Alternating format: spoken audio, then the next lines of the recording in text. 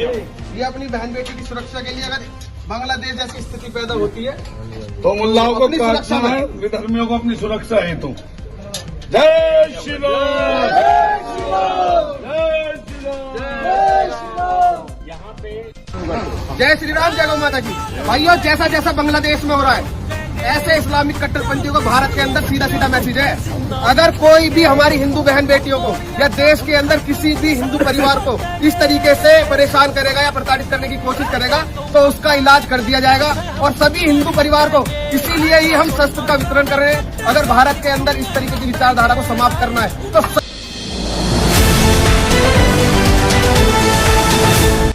देश की राजधानी दिल्ली से सटे उत्तर प्रदेश के गाजियाबाद में हिंदू संगठन घर घर जाकर मुसलमानों के कत्ले आम के लिए हथियार बांट रहे हैं। यानी जहां देश की राजधानी है वहां पर होम मिनिस्ट्री है और तमाम देश की खुफिया एजेंसी हैं, उन्हीं के नाक के नीचे ये सब हो रहा है। मगर पूरी दुनिया खामोश है और जितने भी ये सरकार से लेकर जितने भी ये बड़े बड़े नेता वो पूरी तरह से खामोश है, क्योंकि प्लानिंग मुसलमानों के खिलाफ हो रही है। ये लोग कह रहे हैं जैसा बांग्लादेश में इन कट्टरपंथियों ने एक हिंदू को मार दिया था, उसी तरह से हम उसका बदला यहाँ के मुसलमानों से लेंगे।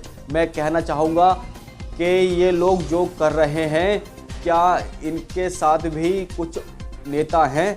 बाकी में इनके साथ कुछ नेता हैं। और इन बेरोज़गार लोगों को इतनी बड़ी फंडिंग कहाँ से मिलती है? ये पहले तो बेरोज़गार लोग हैं और ये पूरी तरह से नफरत फैलाते हैं। मगर अफसोस की बात है कि इन्हें धर्म के नाम से लड़ाने में इन लोगों को फंडिंग कहाँ से दी जा रही है। यानी ये सब होम मिनिस्ट्री अमित शाह की नाक के नीचे हो रहा है, मगर वो ऐसे सोए हुए हैं, उन्हें कोई खबर ही नहीं है बिल्कुल ही। और फिर इसके बाद जो इनका सबसे बड़ा आतंकवादी है नरसिंहानंद सरस्वती, वो कह रहा है आप बजरंग दल फजरंग दल मत बनिए, बल्कि जो एक आतंकवादी संगठन है जिसका नाम ISI है वैसे बनिए। जैसे ISI कत्ल करता है, लोगों को मारता है, गर्दन काटता है, वैसे बनिए। यानी जो ये आतंकवादी नरसिंहानंद सरस्वती ये अपने चेलों को किस तरह से ट्रेनिंग दे रहा है और कह रहा है कि तलवार बांटने से कुछ नहीं होगा। जैसे आतंकवादी संगठन ISI करता है वैसे ही तुम्हें इनका करना पड़ेगा। आप जिस शख्स को बुरखे में देख रहे हैं ये कोई मुसलमान नहीं, इसका नाम राजेंद्र सिसोदिया है।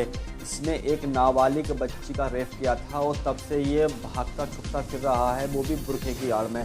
इसको आज उत्तर प्रदेश के वृंदावन से पुलिस ने गिरफ्तार कर लिया है। और वहीं टी राजा जो नफरती कीड़ा है वो अपने ट्विटर हैंडल पर लिखता है कि देखो किस तरह से इसका हिजाब उतरा और ये मुसलमान पकड़ा गया। जबकि उस नफरती कीड़े का काम ही होता है, गंदी नाली कीड़े का काम ही होता है कि दुनिया में नफरत फैलाना, समाज में नफरत फैलाना। मगर ऐसा नहीं है। आज तक जितनी भी ये गोदिया मीडिया एजेंसी हैं, आज तक वो चाहे NDTV इंडिया हो, सब ने वेरीफाई कर रखा है और सब ने कह दिया है ये कोई मुसलमान नहीं, इसका नाम राजेंद्र सिसोदिया है, ये एक रेपिस्ट है।